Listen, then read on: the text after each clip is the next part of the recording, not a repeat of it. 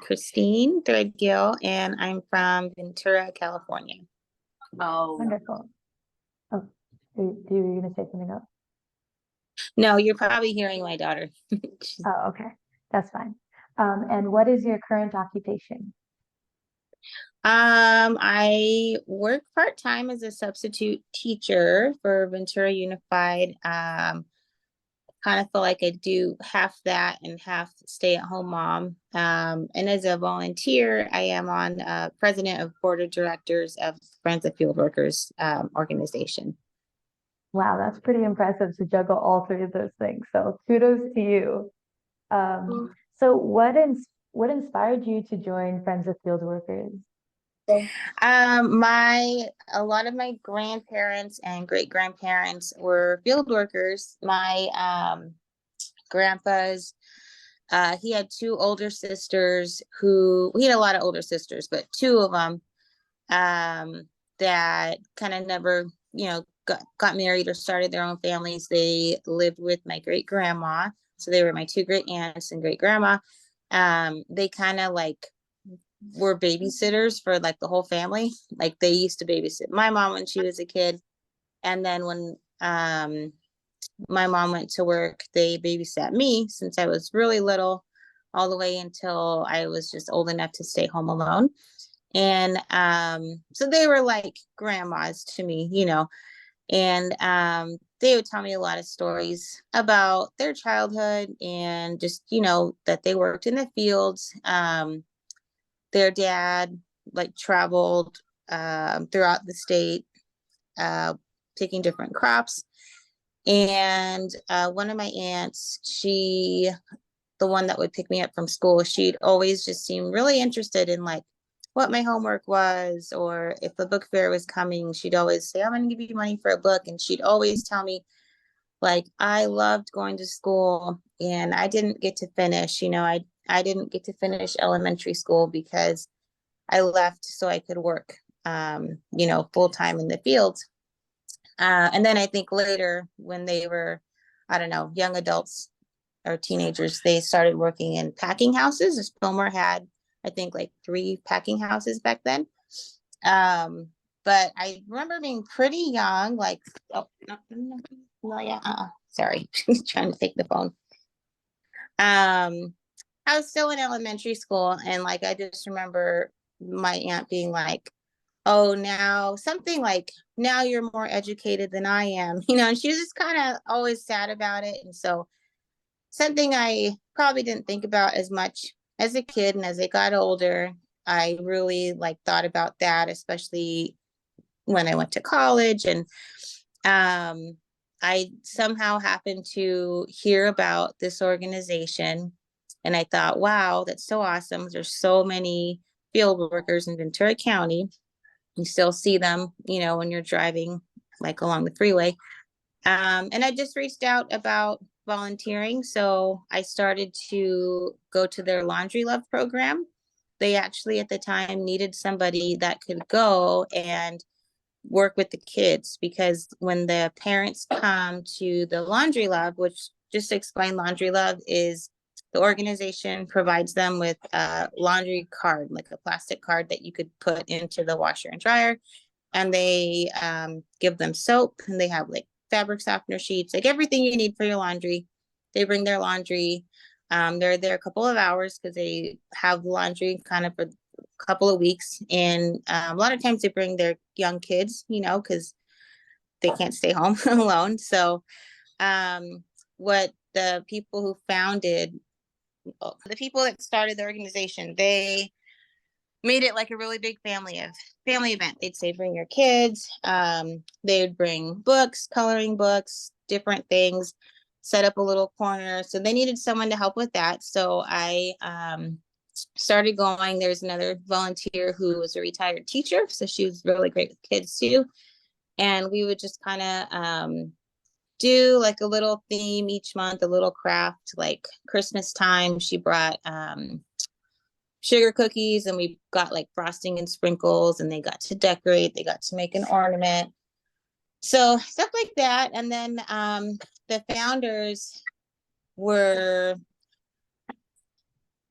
like ready to retire. They'd already, I think, retired and been doing this kind of full time. So they were ready to retire again from the organization because it is a lot of work. So they received a grant and they were able to hire an executive director. And the executive director had been building the board of directors. So then she'd reached out to me because I'd been a volunteer to see if I'd be interested. I joined the board and then ended up becoming president, which I didn't plan, but I think just because I have a lot of free time, you know, a lot of the board members do work full time. So I can do a lot when my kids are at school. And yeah, we're just trying to kind of expand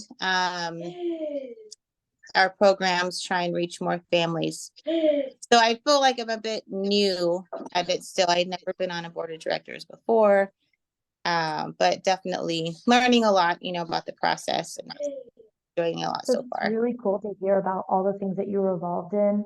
And it's very interesting that you have your own family connection. Like I have my own family connection with my dad who worked in the fields and my grandfather as well.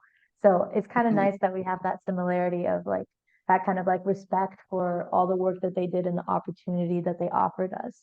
So Mhm. in one sentence, why do you think being a part of this organization was so important for you, aside from just being able to volunteer? Definitely just thinking back to like maybe even my aunt as a little girl, you know, and like all of the things that I think she wished she could have done, and thinking like the families and kids now, you know, like we could do something to help um kids that are in the same situation she was in when she was a kid, and not grow up and think, oh man, I mean, I know now kids don't work in the field like they did back then, but still, like a lot of families don't have cars, they don't have access to go to school homework club and stuff like that. So just trying to help these families make their lives a little easier, and like help, I think, the kids really be able to not one day think, oh man, I wish I could have done this and I didn't, you know. Yeah. Speaking, I know that you were born after the movement, but I know you felt a lot of like the positive feedback or a lot of the changes that helped you grow up and to be able to be educated and your opportunities. And I was wondering, what do you think, reflecting back on the movement, even if you weren't alive, how do you think it impacts you today? Let's see, it's hard to say because so it's the 70s, and my family, a lot of them that were farm workers were before then, before, like they were working in the 40s and 50s and 60s.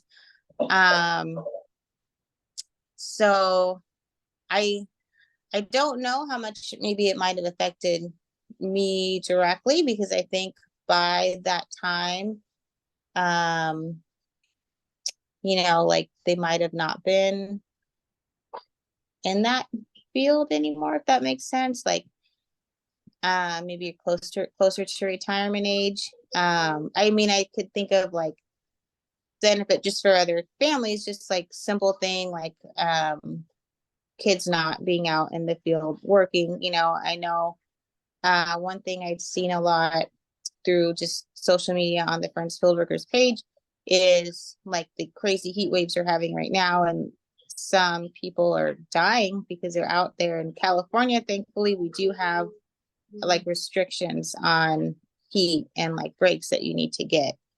So I think that's definitely a benefit. Well, thank you for answering all my questions. I really appreciate it. Is there anything else that you would like to mention that you think would be important? Um, like just maybe like changes that are still needed, or You can talk about that if you would like to. Yeah. um I mean, I know it's a lot of good has for sure come, you know, from the labor movement, and I think um just a lot of things I really maybe even took for granted myself. Like I know in California, I think you can get like leave, right? You can get like your disability pay when you have a baby or you're about to give labor. And for like a lot of women who are farm workers, for example, they really can't afford to take, even though it's like a 40% cut, they can't afford to do that. So they just keep working till they deliver their baby, and then they need to go back when their babies are really young.